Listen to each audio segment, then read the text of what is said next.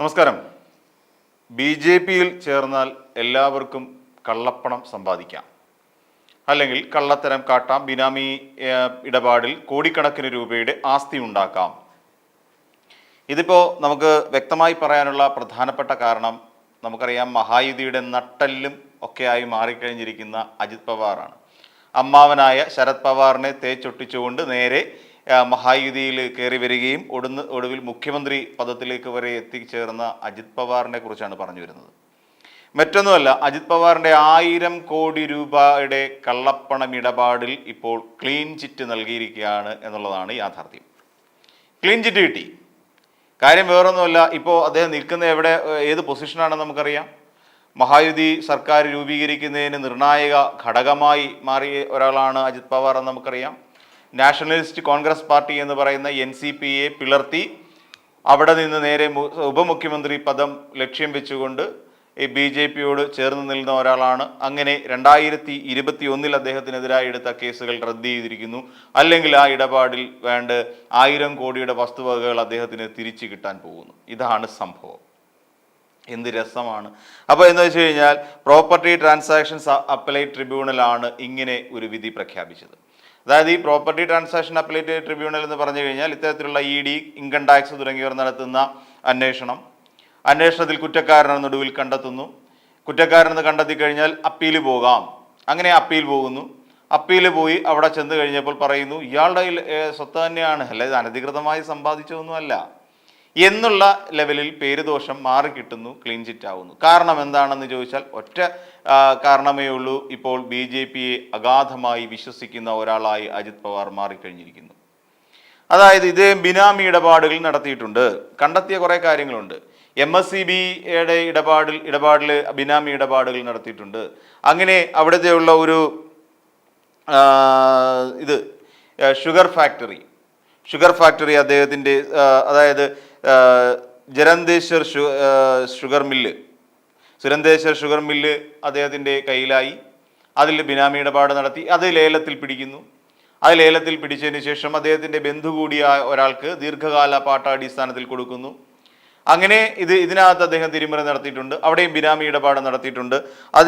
ഇതെല്ലാം ED കണ്ടെത്തിയ കാര്യങ്ങളാണ്. EDയും ഇൻകം ടാക്സും കൂടെ ചേർന്നിട്ട് കണ്ടെത്തിയ ചില കാര്യങ്ങളാണ്. അതോടൊപ്പം മുംബൈ, പൂന, ബാരാമതി, ഗോവ, ജയ്പൂർ തുടങ്ങിയ സ്ഥലങ്ങളിൽ 70ഓളം ഇടങ്ങളിൽ അവിടെ ബിനാമി ഇടപാടുകൾ നടത്തിയിട്ടുണ്ട്. അവിടെ ഉണ്ടായിരുന്ന 183 കോടി രൂപയുടെ അഴിമതിയാണ്, അല്ലെങ്കിൽ അനധികൃത സ്വത്ത് സമ്പാദനമാണ് അദ്ദേഹം ബിനാമി ഇടപാടുകളിലൂടെ നടത്തിയിരിക്കുന്നത്.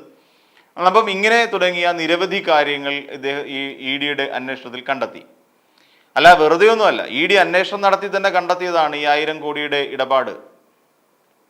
അത് ഫ്ലാറ്റുകളുണ്ട്, അതോടൊപ്പം തന്നെ വിൽപ്പനശാലകളുണ്ട്, പിന്നെ റിയൽ എസ്റ്റേറ്റ് കാര്യങ്ങളുണ്ട്. അതിനകത്ത് ഇതെല്ലാം കൂടെ ചേർന്നിട്ട് ആണ് ഈ 1000 കോടിയുടെ സ്വത്തുവകകൾ കണ്ടു കിട്ടുന്നത്.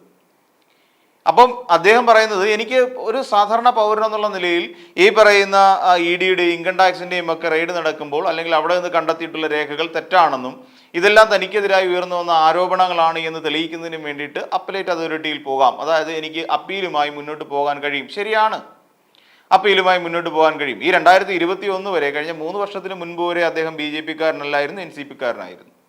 അതിനുശേഷമാണ് അദ്ദേഹം ഈ രീതിയിൽ സ്വന്തം അമ്മാവനെ പോലും തേച്ചുകൊണ്ട് അദ്ദേഹം നേരെ തിരിച്ച് ഈ മഹായുതി അല്ലെങ്കിൽ BJPയുമായി കൈ കൊടുക്കാൻ തീരുമാനിക്കുന്നത്. അതോടുകൂടി നമുക്ക് സ്വാഭാവികമായി ചിന്തിക്കാം, അതോടുകൂടി അദ്ദേഹം ക്ലീൻ ചിറ്റിലേക്ക് ക്രമേണ എത്തുമെന്ന്.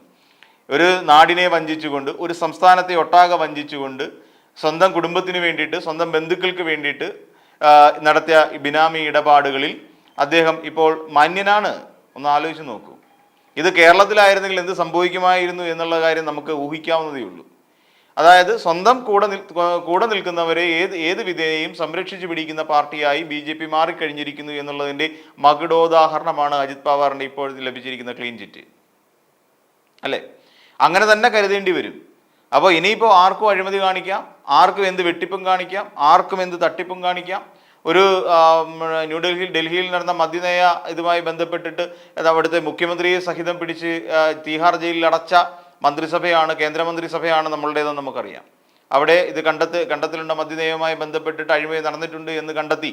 അതിൽ അരവിന്ദ് കെജ്രിവാൾ കുറ്റക്കാരനാണെന്ന് ED പറയുന്നു. അങ്ങനെ അതിൻ്റെ പേരിൽ നേരെ അദ്ദേഹത്തെ തീഹാർ ജയിലിലേക്ക് അയക്കുന്നു. പക്ഷേ എന്നിട്ടും 1000 കോടിയുടെ ഇടപാട് നടത്തിയ അജിത് പവാർ ഇപ്പോൾ ക്ലീൻ ചിറ്റ് നേടിച്ച് പുറത്തു വരുന്നു. അപ്പം ഇവിടെയാണ് നമ്മൾ കാണേണ്ടത്. ഇവിടെ ബി ജെ പിയോട് ചേർന്ന് നിൽക്കുന്ന, ബി ജെ പി വിശ്വാസങ്ങളോട് ചേർന്ന് നിൽക്കുന്ന, ഘടകകക്ഷിയായി നിൽക്കുന്ന ഏത് കക്ഷിക്കാർക്കും എന്ത് അഴിമതിയും, എത്ര കോടി രൂപയുടെ അഴിമതി നടത്തുന്നതിനും ഇവിടെ യാതൊരു വിലക്കുമില്ല. ഒടുവിൽ അന്വേഷണത്തിൽ കുറ്റക്കാരനെന്ന് കണ്ടെത്തി കഴിഞ്ഞാലും അദ്ദേഹത്തിന് ഈ പറയുന്ന പല സമിതികളിലായി അപ്പീൽ നൽകാവുന്നതാണ്. അങ്ങനെ അപ്പീൽ നൽകുന്നതോടുകൂടി ക്ലീൻ ചിറ്റ് നേടിയെടുക്കാനും കഴിയും. പലരും ഇക്കാര്യങ്ങൾ ശ്രദ്ധയിൽ വെച്ചുകൊണ്ട് ബി ജെ പി എന്ന് പറയുന്ന രാഷ്ട്രീയ കക്ഷിയിലേക്ക് ചേരുക എന്നുള്ളതാണ്.